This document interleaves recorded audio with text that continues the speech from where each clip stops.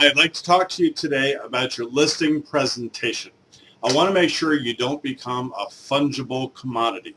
The first time I heard that, I was on a listing presentation with an engineer, and he told me that you guys are all the same. You're a fungible commodity. So I asked him, well, what exactly do you mean that we're fungible?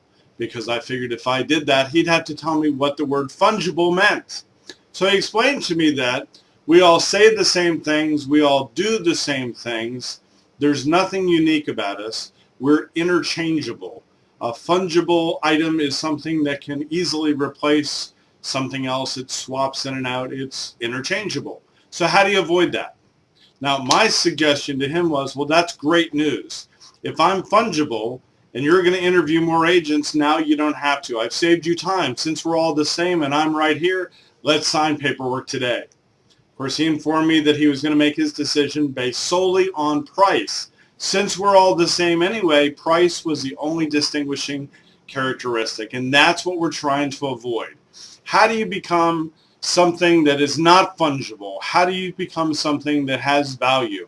In fact, you have to have a unique value proposition.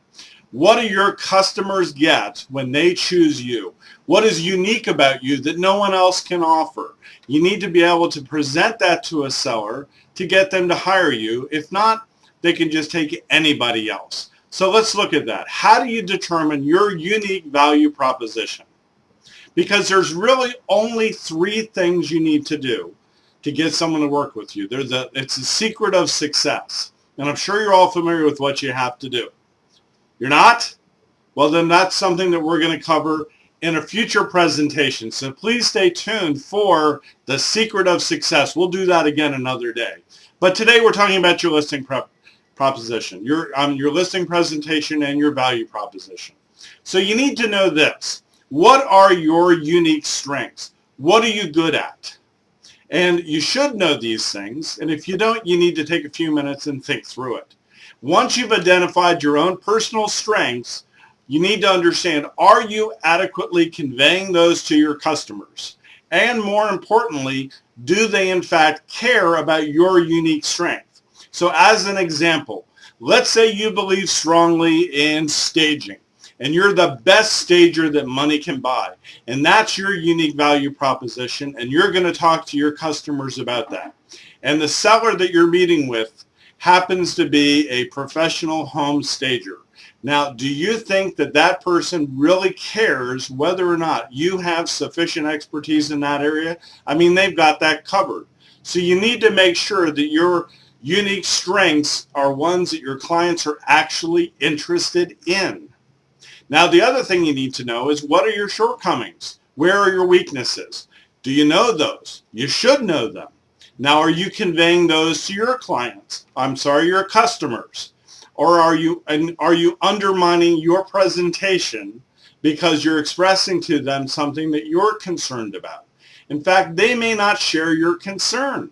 So if you're meeting with the seller and you're concerned because you traditionally work with buyers and you're not altogether comfortable with listings, do you undermine your presentation by telling them, well, I'm primarily a buyer's agent. I really don't do that many listings.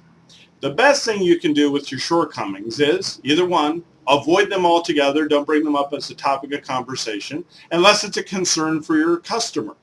Or run at it and make it a strength. So if you work primarily with buyers, Mr. and Mrs. Seller, the fact that I work with buyers on a regular and consistent basis in today's market means I know exactly what a buyer's looking for when a home comes on the market.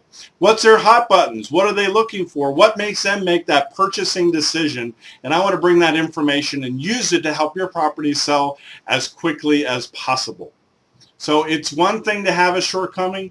It's another thing to use it against yourself. Find a way to turn it to your advantage. Don't undermine your own success. All right? So that's it for today. Stay tuned. We're going to talk about the secret of success in a future presentation. But have a wonderful day and happy Monday. And remember, in every listing presentation, in fact, every presentation you do, always remember to be enthusiastic and confident. Enthusiasm and confidence will carry the day. Thanks for listening.